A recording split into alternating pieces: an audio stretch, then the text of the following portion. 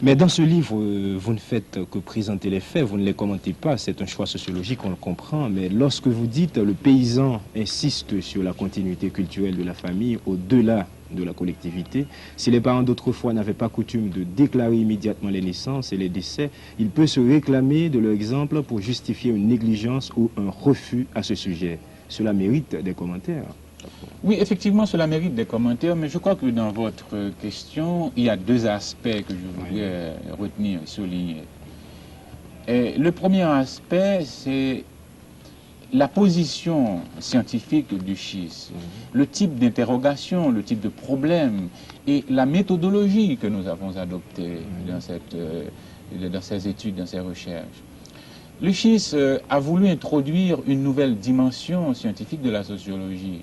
Une sociologie qui est plutôt une sociologie empirique, une sociologie qui part d'une interrogation, d'une question, d'une hypothèse de travail, une sociologie qui sélectionne, opérationnalise ces variables et qui va enfin sur le terrain, qui questionne, qui cherche, qui découvre et qui revient en laboratoire avec des données, qui revient en laboratoire avec une somme impressionnante de faits et qui analyse ces faits, qui dissèque ces données, ces faits et qui déduit des conclusions.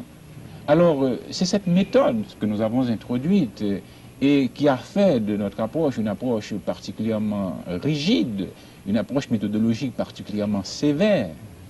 Maintenant, la deuxième partie ou le deuxième aspect de votre question est en relation avec la continuité culturelle du paysan et de la famille paysanne.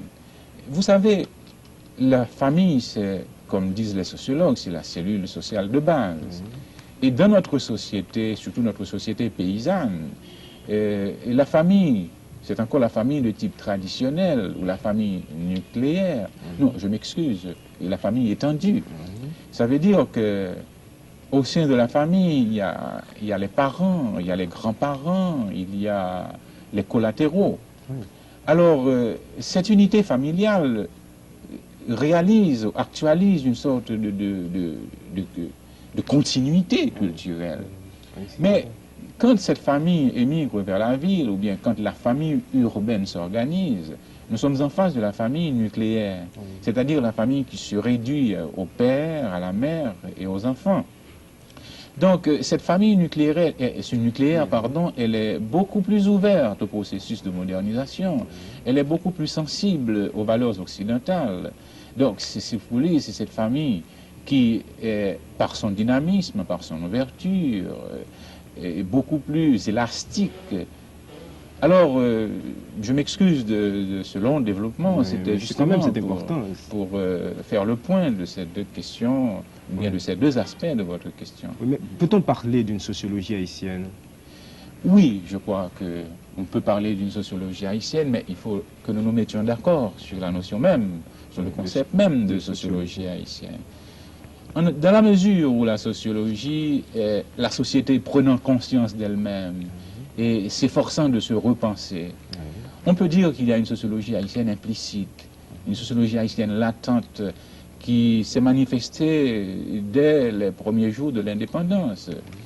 Et certains auteurs comme Milsan, comme nous, ils ont traduit à leur façon une certaine sociologie sensible aux problèmes de la décolonisation.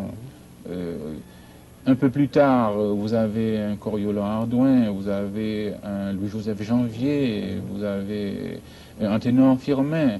Bien, ils ont exprimé une sociologie haïtienne à leur façon. C'était une sociologie beaucoup plus sensible aux problèmes raciaux, aux problèmes de l'ethnie haïtienne.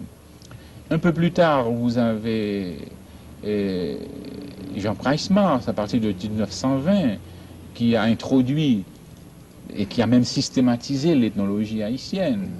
Alors ça, si vous voulez, c'est une nouvelle forme de pensée sociologique qui est davantage orientée vers les problèmes de la culture haïtienne, le problème du fait culturel haïtien, le problème des rapports entre les valeurs africaines et les valeurs européennes au sein de la culture haïtienne.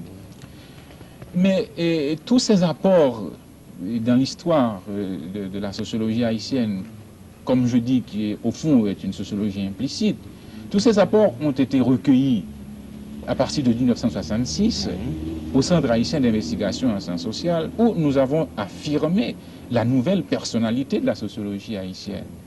Donc, sans vouloir réduire ou minimiser les contributions de nos devanciers, nous pouvons dire que la sociologie haïtienne est devenue vraiment scientifique dans le sens que nous avons défini tout à l'heure, dans le sens moderne du terme, à partir des travaux du Centre haïtien d'investigation en sciences sociales.